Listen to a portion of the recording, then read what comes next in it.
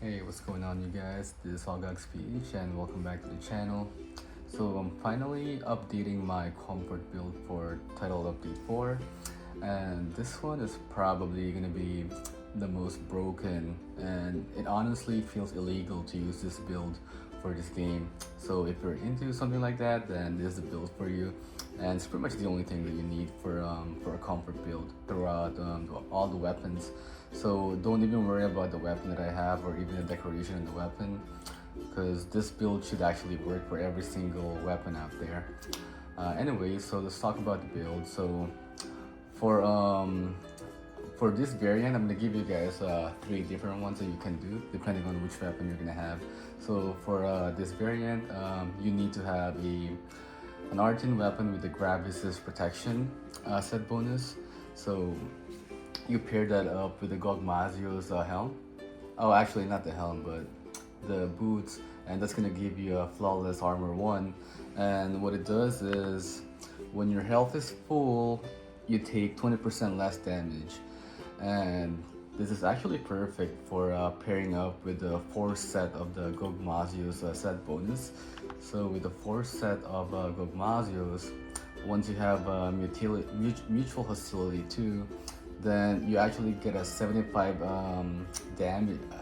health damage barrier. And with the grab resist protection, so you take 20% less damage when your health is full, so you're able to keep that 75 health damage barrier when you combine both together.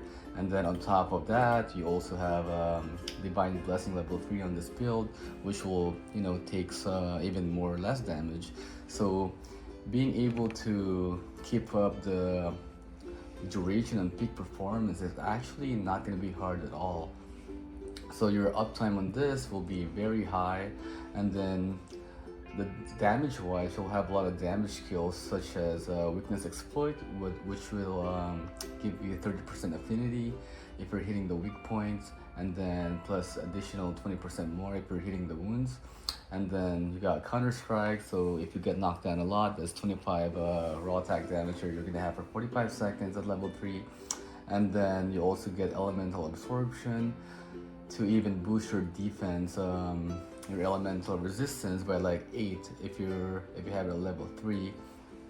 And again, you have a few level 2 slots that you can swap around. So let's say that you don't get knocked down a lot, then you can switch this up to something like Destroyer if you're farming for parts, or you can even do evasion if you want to boost your dodge window a little longer, or you can do jumping jewels if you want to have evade extender, and then refresh if you want to be able to have a stamina recovery speed up to 50% at level 3, or you can do maximum might depending on the weapon that you're using. For dual blades, you're not going to be able to use maximum might with this build at least. And on top of that, you should also max out recovery speed, because you also have the Zoshia Pulse level 1. So Zoshia Pulse level 1 will give you a passive health regeneration, and you can increase that health regenerations by having a recovery speed level 3, so you can regenerate health a little faster. And by having a recovery speed at level 3, I highly recommend to use an immunizer for this build. So if you have a recovery speed level 3, every time that you get hit and you have that red health bar left on your health, then you're gonna be able to recover that red health like almost instantly. So it's going to help a lot with this build. And in order to maximize this build, you should always be at full health. And it's not gonna be hard to always be at full health because of the Gogma Apocalypse damage health bonus that you get at with the mutual hostility level at 2. So every time that you get hit, try to just eat a potion so you can max your health up right away. And with speed eating level 3, it's going to be easy to just keep on spamming potions anyway. But like the only reason why you want to be at max health at all times or as much as you can is because of peak performance. Because at level 5, peak performance gives you plus 20 attack raw damage when it's active. But like I said, if you're running low on supplies, then you don't have to use potions right away, because it's gonna take a while for you to actually die with this build. Like, it takes a lot of hits in order to die, and I'm gonna be testing the build out versus arch tempered Jindahad towards the end of the video, so you guys can actually see how powerful the build is. And like I said, it feels almost illegal to be using this build. And if you're into something like what do you call it, like an immortality build, then this is perfect for you. And again, for the weapon, for the Arcane reinforcements, you should just aim for around 20% affinity. So then with 20% affinity and level 5 weakness exploit, then that's gonna bring you up to 50% affinity when you're targeting a weak point, and then you also get additional 20% whenever there's wounds. So the 70% in total if you're hitting the wounds or the weakness part of the monster. And then with the talisman that I have, don't worry too much about it, because you can pretty much use any talisman, but what I recommend is to have a 3-slot talisman, so that way you can slot in some more level 1 jewels, so you can have all the level 1 decorations that I have right here. If you don't have a level 3 slot talisman, it's not a big deal, although you'll miss out on a weakness exploit if you don't have one like this, which is not a big deal, like I said. So if you don't have a weakness exploit talisman like I do, then just use whatever. You'll lose 1 weakness exploit, so maybe you can just try to get more affinity on your Argent reinforcement. But like I said, try to aim for 20 to 25%, and that should be enough to get you at 50% affinity at level 4 or level 5 weakness exploit. And with the weapons, like I said, depending on the weapon you're using, feel free to use whatever you want for the decoration. This build is very flexible, it's got a lot of damage, you're not gonna lose out much on damage with this build. You should be able to finish every single hunt that there is for till update 4. And then let me show you guys the other variant. So like I said, for this one you need to have the grab resist protection on your Artian.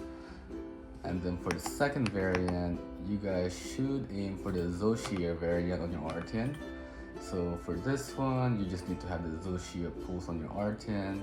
And then there's going to be some changes on the armor sets, but the build is going to be very similar. So the decorations are going to be slightly different, but they're almost the same. And it looks like this. And then for the third variant, let's go into the Gogmazios weapon. So for this one, you gotta have the Gogma Apocalypse set bonus skill on your Artian. And don't worry about the second bonus skill. You don't even need Lord Soul for this. If you have Lord Soul, great. If not, not a big deal. And then the armor look like this. And decoration. So they're all very similar. There's gonna be some slight changes, but overall it's almost exactly the same. And if you want this to become even more broken, then you can change the mantle into the mending mantle, and that's how you just survive, and you just never die. And like I said, I'm gonna test this out on the Arch Tempered Jindaha so you guys can see how it works.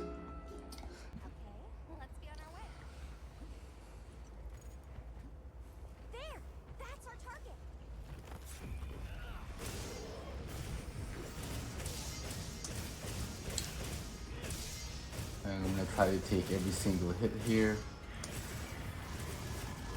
so you guys can see how much damage I can actually take.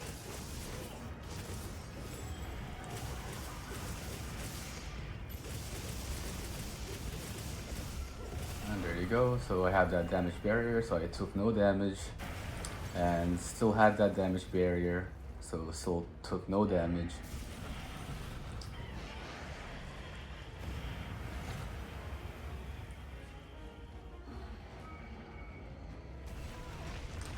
Man, right there. Normally that would actually like do a whole lot of damage if I wasn't at full HP. But anyways, as you guys can see, the build is super broken. And like I said, if you get hit, just use a potion to keep your health at max level. That way you can take advantage of peak performance. But like I said, if you are running low on potions, then you don't have to. Like, this build will let you survive throughout everything. But in order to maximize the build, you always gotta be at full health, because you take 20% less damage when you're at full health. And you know, that's the best way to like survive every single hit, especially when you have that damage barrier. Being at full health just gives you a lot of advantage.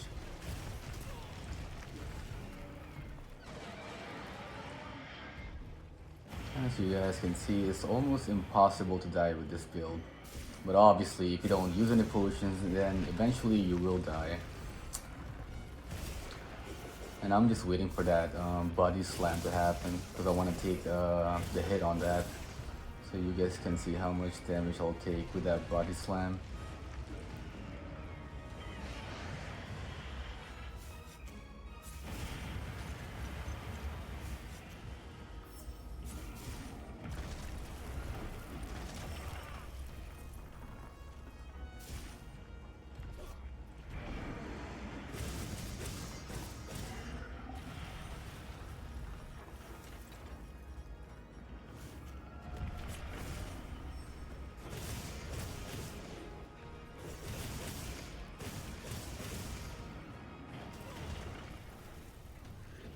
There it is. So I'll take that hit, and I wasn't even at full health, and I took like less than half of the damage. And because of the immunizer and recovery speed 3, the red health bar just comes right back up.